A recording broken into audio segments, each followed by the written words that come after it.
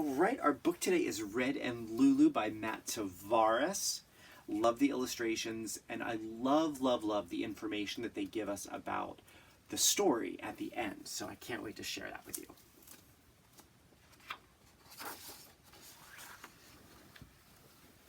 In the front yard of a little house, on the branches of a mighty evergreen, there lived a happy pair of cardinals.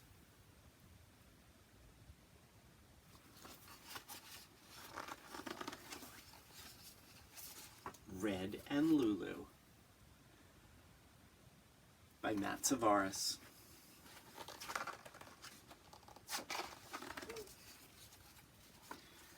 Red and Lulu were happy in their tree. Their nests were always safe in its branches. Its shade kept them cool on hot summer days, and its evergreen needles kept them cozy when autumn winds howled. It was the perfect place to live all year long.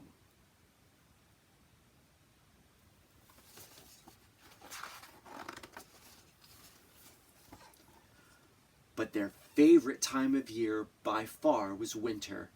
The family would decorate the tree with lights, and sometimes people would gather near and sing, "O Christmas tree, thy leaves are so unchanging." Red and Lulu loved listening to the people sing about their tree. Sometimes they even sang along.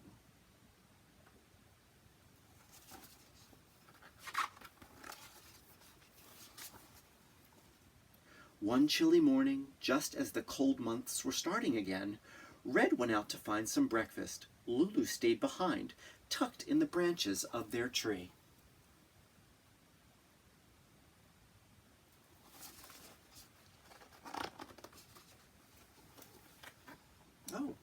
Oh my goodness. Oh my goodness, oh my goodness. When Lulu returned, he could not believe what he saw. Their tree had moved. It was on its side, strapped to the back of a big truck. Red could hear the sweet sound of Lulu's song coming from inside the tree. And then the truck drove away. Oh no.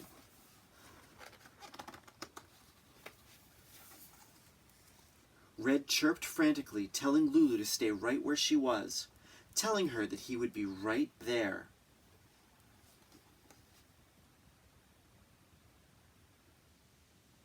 I think that tree is going on a long journey.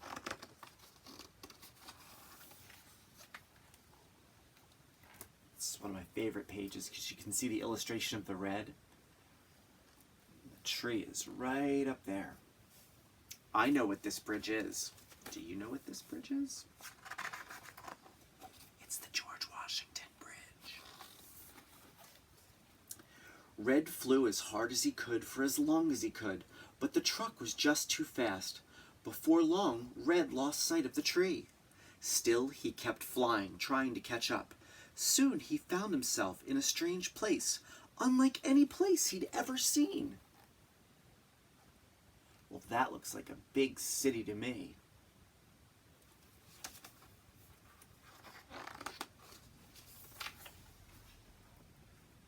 For days, Red searched everywhere. He was tired and hungry. He wondered if he would ever see Lulu again. This is New York City, and this is Times Square.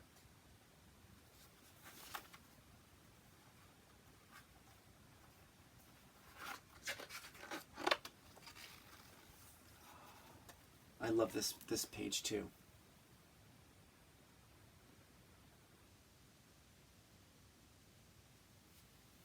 It's the Empire State Building.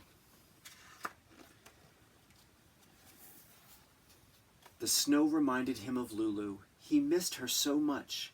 He could almost hear the song they loved. "O Christmas tree, thy leaves are so unchanging." Wait, he could hear the song they loved. Red flew toward the sound. The voices grew louder and louder. Then he turned the corner.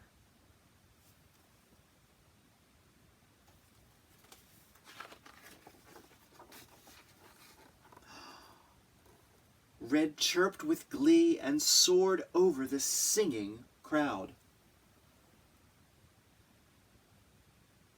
And in New York City, this is Rockefeller Plaza.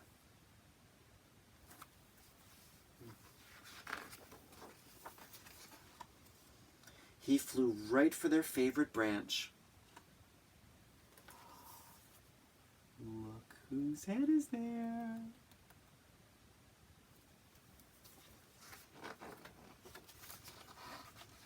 Lulu!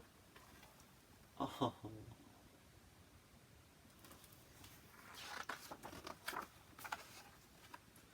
Red and Lulu were happy in their tree and watched with pride as hundreds of thousands of people marveled at its beauty. But then one day, workers came and took their tree away again.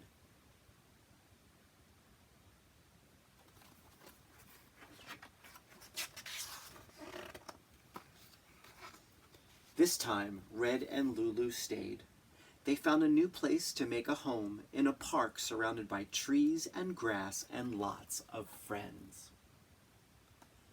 Oh, I bet I know what park that is. I think that's Central Park in New York City.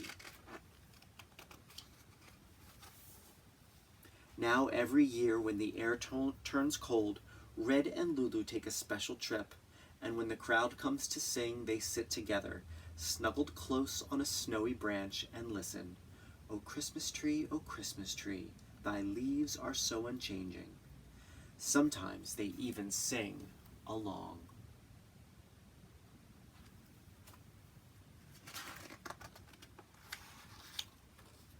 So this is a story not only just about two cardinals, but about the Christmas tree that gets put up at Rockefeller Center each year.